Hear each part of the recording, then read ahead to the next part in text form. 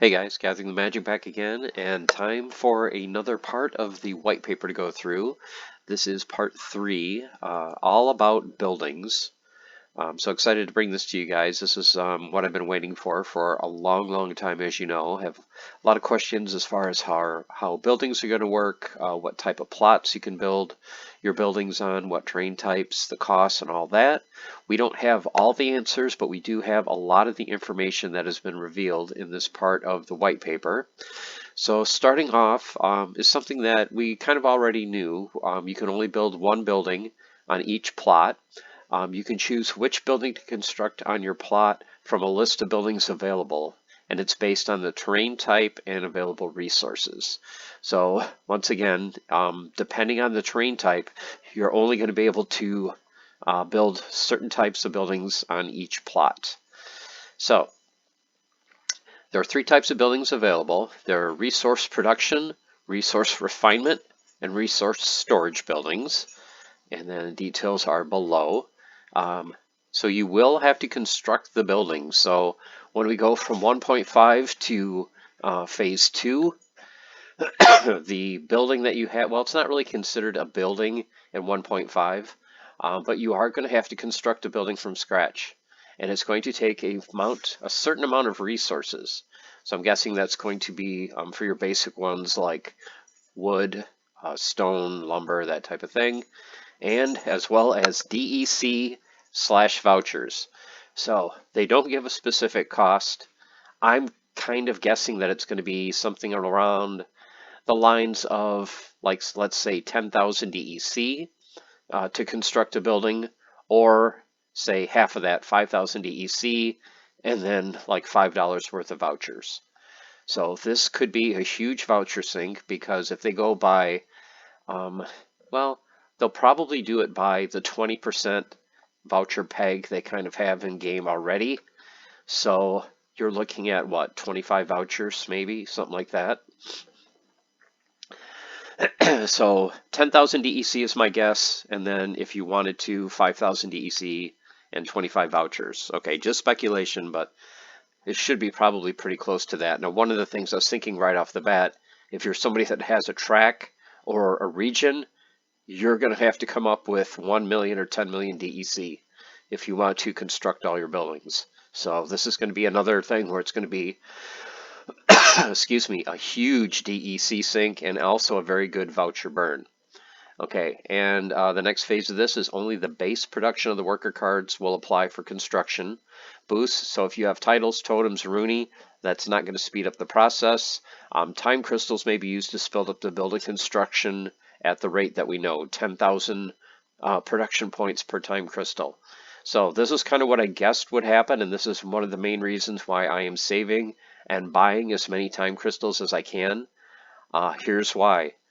When this goes live, everyone is going to want to construct their buildings right off the bat. What are you going to need? You're going to need resources. Those resources aren't available yet. If you need wood, stone, iron, that type of thing, those buildings have not been built yet. So the first few people are going to have to buy those from the market. As soon as they do, they're probably going to use time crystals, get that building up right away, start constructing their own wood, their own stone, their own iron, and then they're going to be selling those resources to you. So the quicker you can get your building up and running, the better, because you're going to be one of the first people that are going to be selling these resources to everyone else.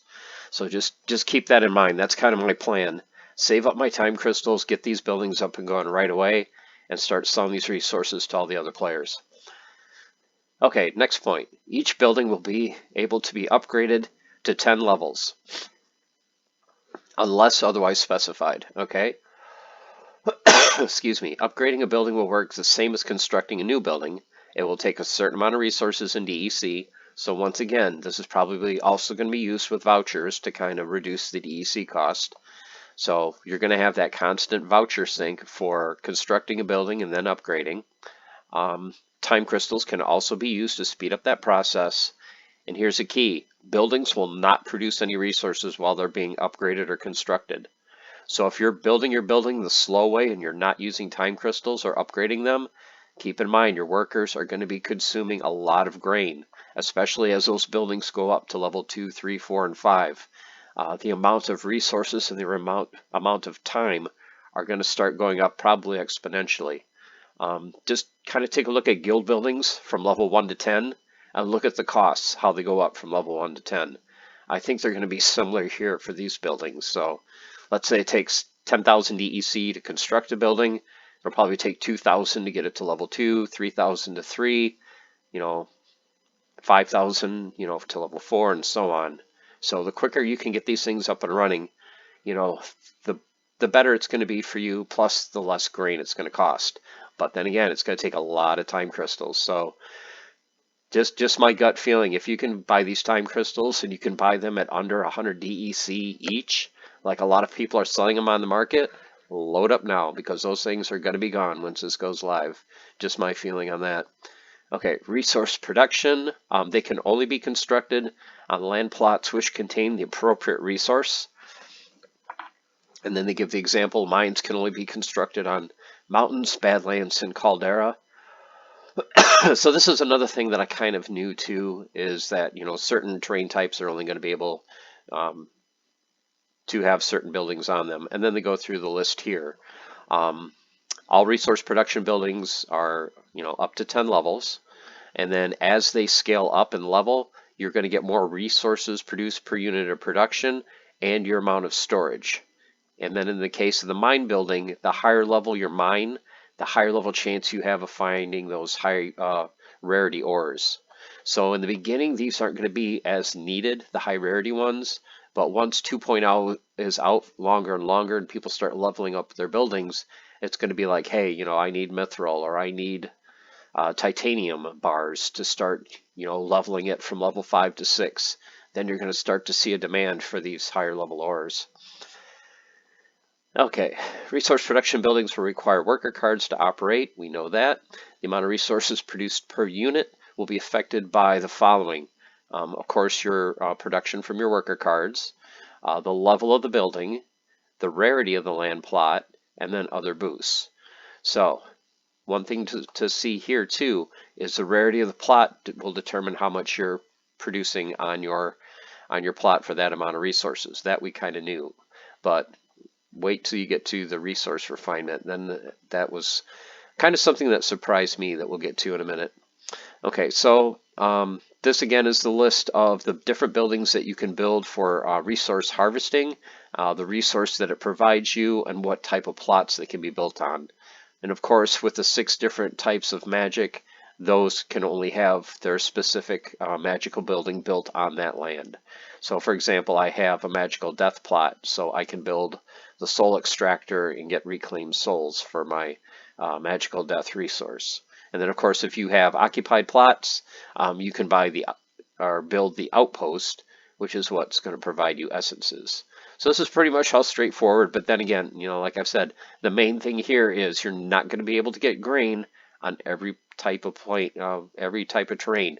It's only going to be available on these 4: plains, river, bogs, and lakes. So if you're looking to be self-sufficient in the grain market, I'm really thinking that the prices of these terrain types are probably going to be a lot higher than the others, at least in the beginning, because everyone's going to want to be self-sufficient for grain. They're going to be targeting plains, rivers, bogs, and lakes in their region to help supply their other plots. Okay, so for refinement, one of the nice things about refinement is you can build a refinement building on any plot except for castle and keep. So this is nice. I was, wondering if they were going to kind of restrict it like they did here. Like, say, for example, you want to build your mill. Maybe you can only build your mill on these 4 plots. Nope. If you have a refinement building, you can build it anywhere as long as it doesn't have a castle or keep. They have a relatively small amount of storage for all the input and output resources involved, including food.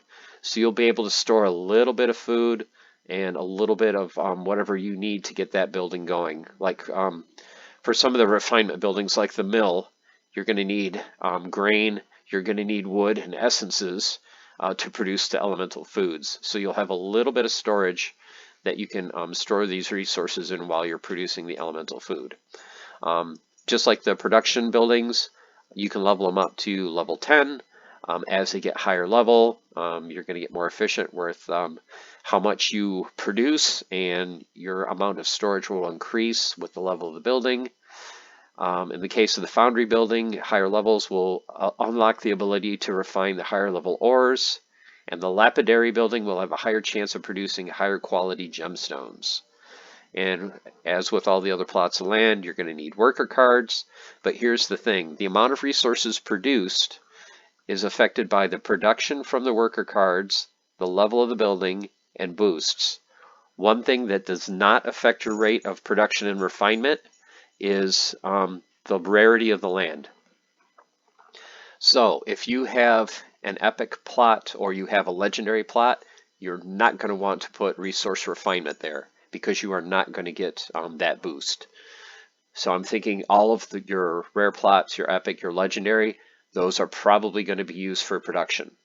You know, those are going to be used for cranking out the resources because it's not going to give you any type of boost for refining.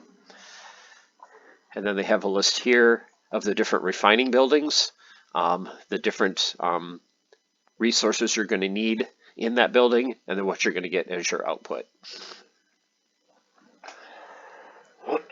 Okay, next section is resource storage. Once again, this is nice. You can build them on any land plot except for a castle and keep, and they will provide storage. All storage buildings contain a relatively small amount of storage space for food. So if you have a storage unit and you have life workers on it, you can have a small amount of storage where you can put that life-specific food there to help feed your workers.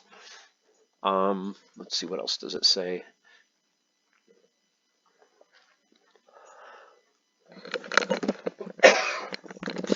So another resource that can be used with resource storage is elixirs. So have to see exactly what elixirs do for boosting for storage.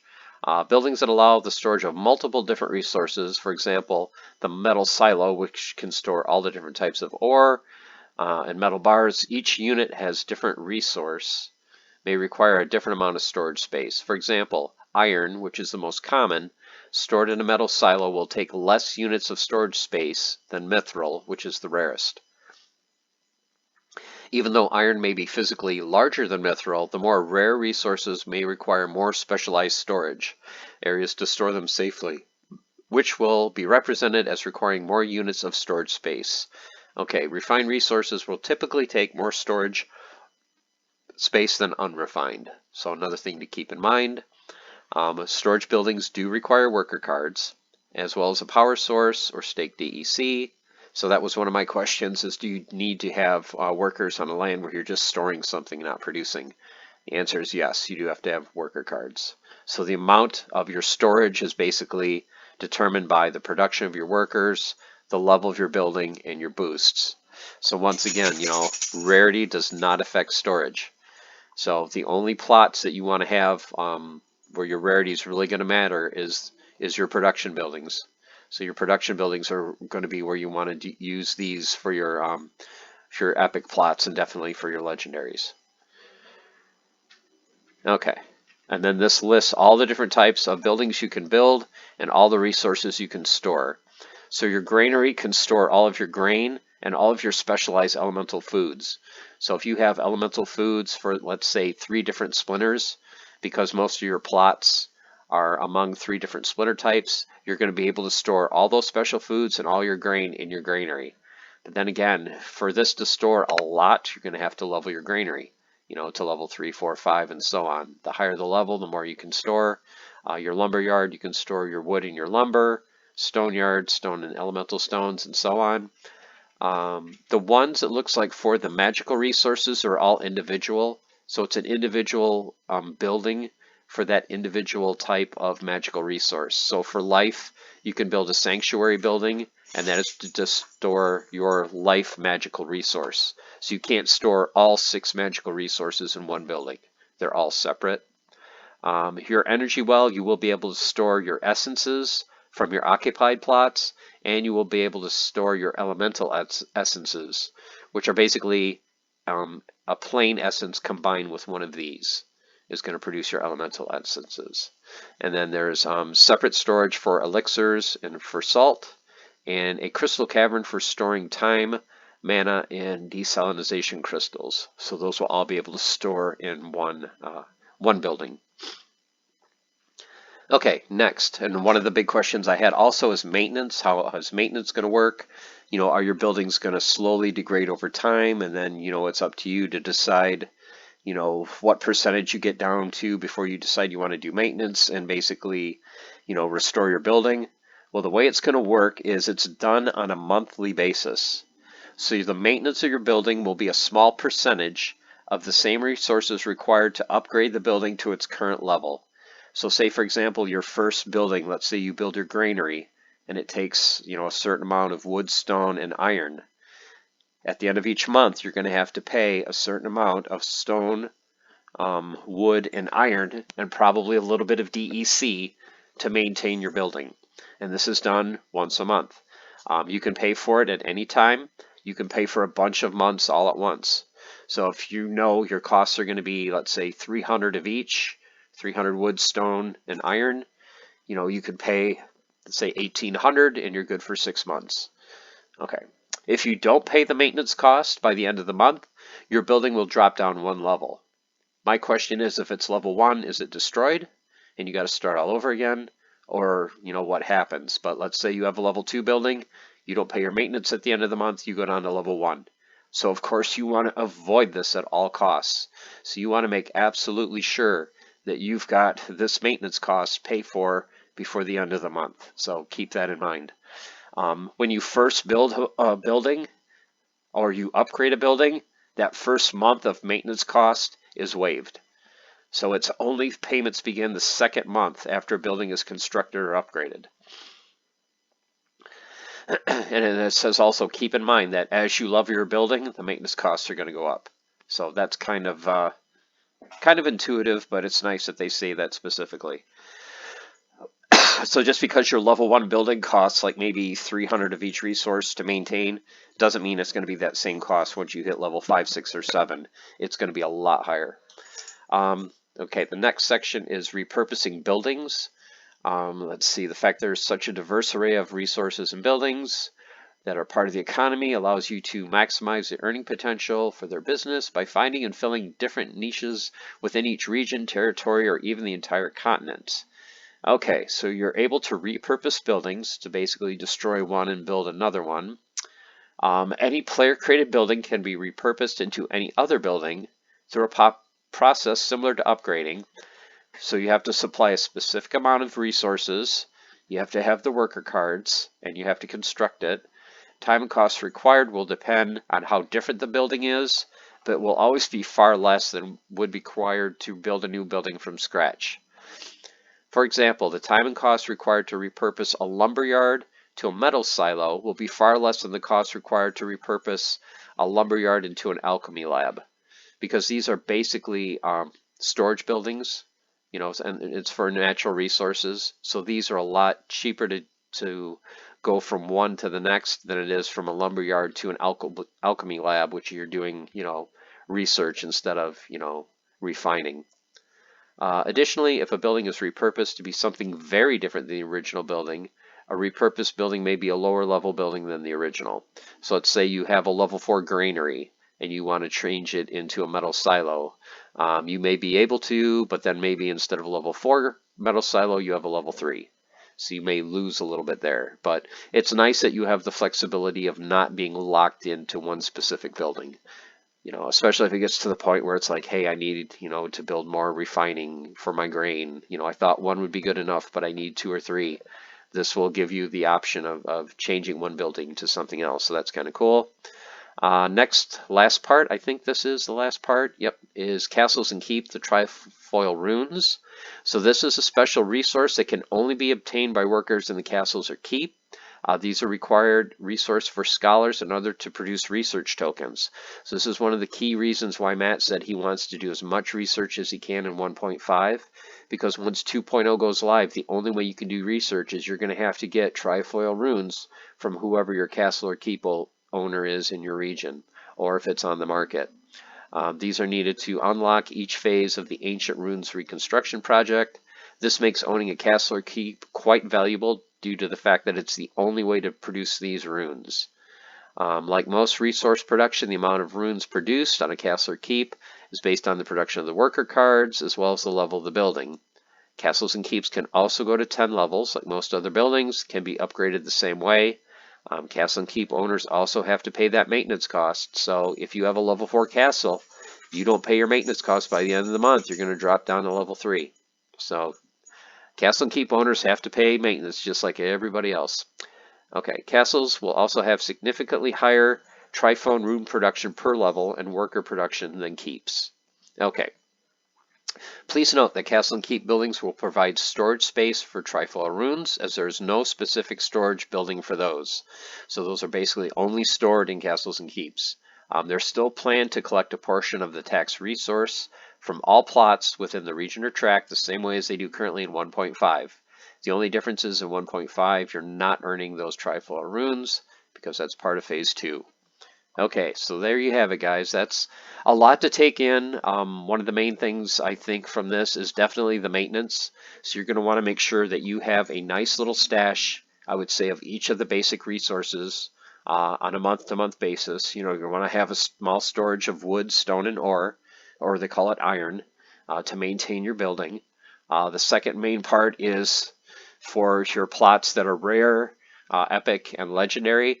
Those probably should only be used for production, since you won't get any type of a bonus if you are doing refining or storage. So those are my two main takes. Well, actually, the number one take for me is that you're going to have to spend DEC to build your buildings. And like I said, my guess is 10,000, but we'll see what it is when they release that information. So hope you guys found this useful. Hope you are excited as I am for 2.0. Hope this gives you a little bit more strategy on what to do currently in 1.5. Like I said, for me, it's stockpiling grain as much as I can, saving or building up my supply of time crystals so I can build my production buildings, you know, instantly when 2.0 goes live. And that's it. So like I say, guys, stay the course. Keep on foraging, keep on collecting that grain and stacking those time crystals. And more than anything else, just have fun. It's a game. Okay, guys, take care.